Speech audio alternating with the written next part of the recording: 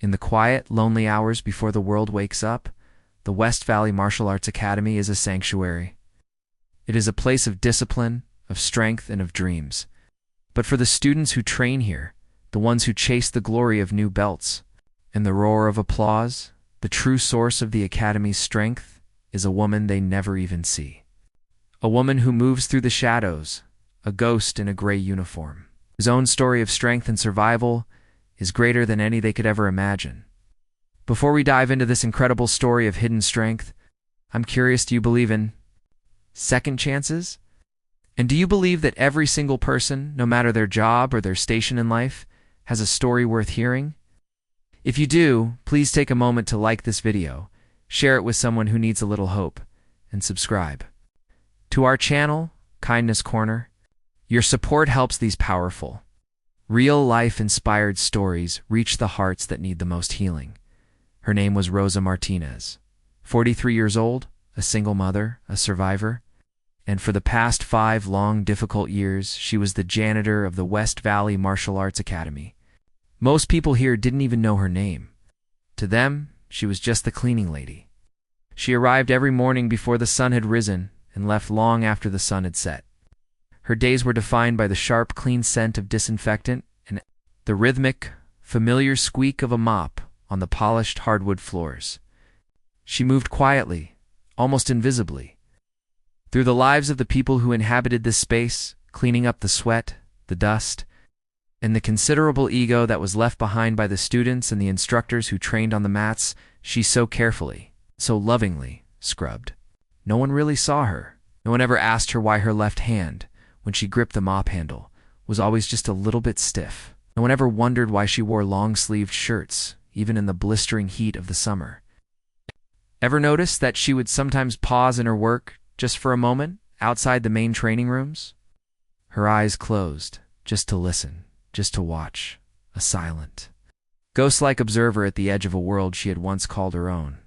What they didn't know, what they could never have possibly imagined, was that this quiet, unassuming janitor had once been Rosa, the Hurricane Martinez, a national-level taekwondo fighter back in Mexico, more than 20 long years ago. She had been a prodigy, a force of nature, on track for the Olympics, her future a bright, brilliant, and seemingly limitless horizon, until her dreams and her spirit were systematically and brutally derailed by the one man who was supposed to be her greatest champion, the man she married. Why? He was a charming, charismatic, and deeply brutal coach who had, with a cold and calculated efficiency, broken her spirit just as expertly as he had once trained her body. After years of quiet, hidden suffering, she had finally, miraculously escaped.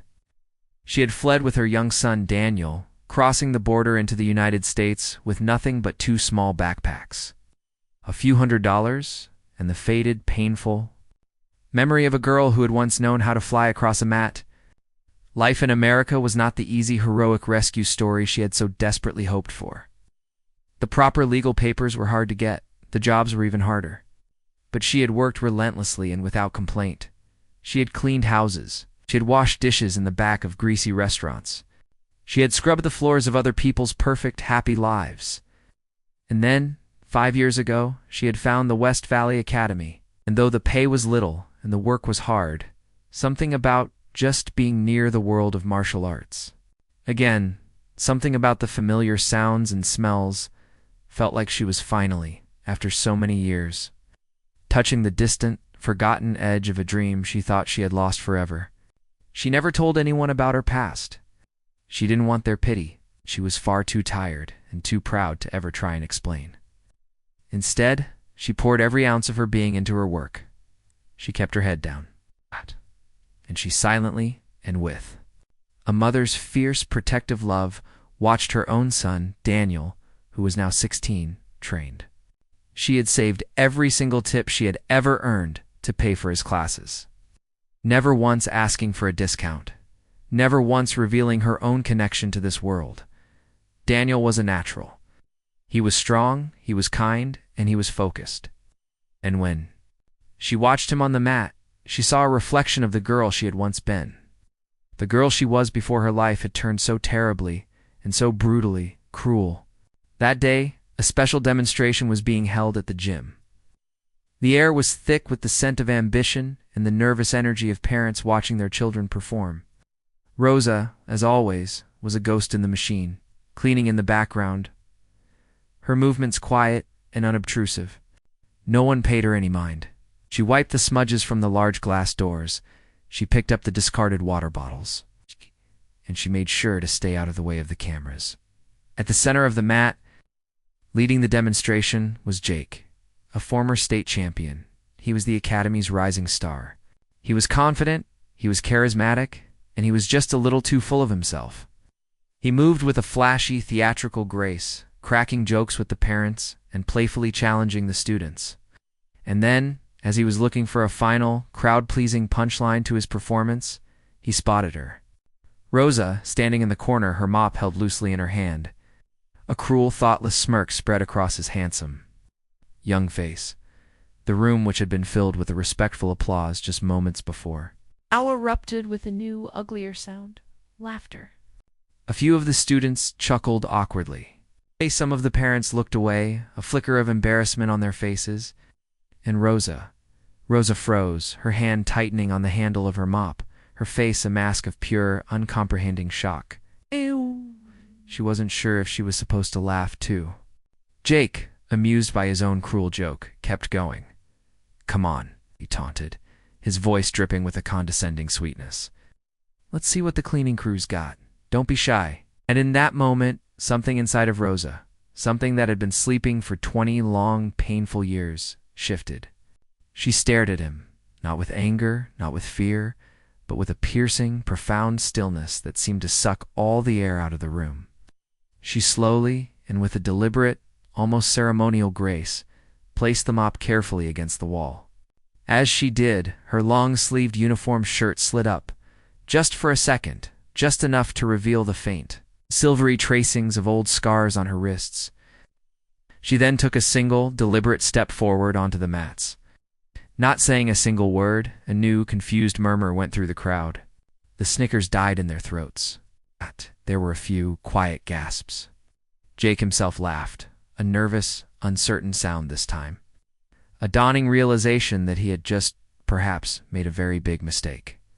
"Okay," he said, holding up his hands in a mock, defensive posture.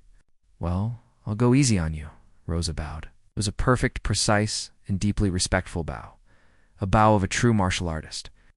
Then she slowly, and with an ancient, familiar grace, assumed a fighting stance. It was a stance so perfect, so technically flawless, that two of the older Korean grandmasters who were sitting in the crowd sat up a little straighter, their eyes widening with a sudden, shocked recognition. Jake swung first. It was a light, lazy, almost playful kick, a gesture clearly expecting her to fumble, or to flinch, or to fall. She didn't. She blocked it effortlessly, her body moving like water, fluid, deliberate, and with a quiet, hidden danger. Then came the second strike, a little faster this time, a little sharper. She ducked under it, pivoted on the ball of her foot, and, in one single, breathtakingly fluid motion, she swept his supporting leg from under him.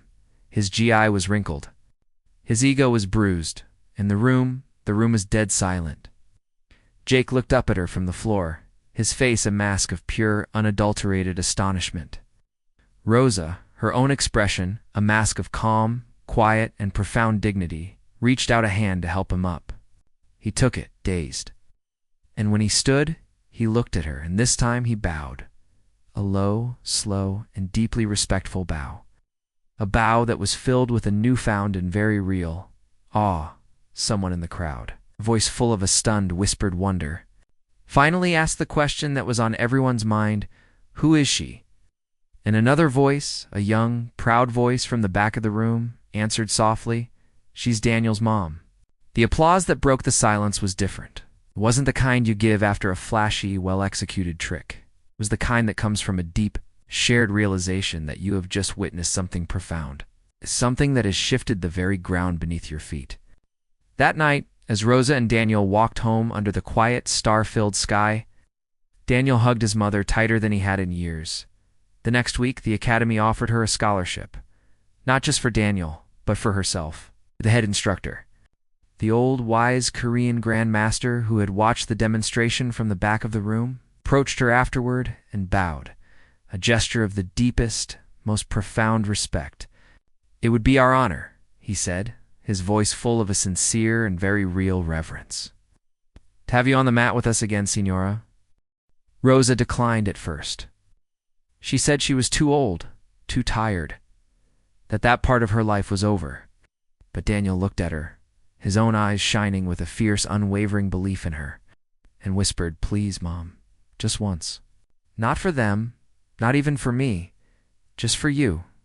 And so she did. She tied on an old worn belt that had sat, folded and forgotten, in the bottom of her drawer for 2 long, painful decades. She stepped onto the mat, not as Rosa Martinez the cleaning lady, but as Rosa, the Hurricane Williams, the woman she had once dreamed of being. The woman she had, in fact, been and still was, deep down inside. She began to train at night with her son Daniel by her side, surrounded now not by pitying or dismissive glances, but by a community of peers who looked at her with a deep and abiding admiration. And as the weeks passed, as her story spread, through the gym, more people began to share their own hidden stories of their own quiet, unseen struggles, their own losses, their own private, courageous acts of survival.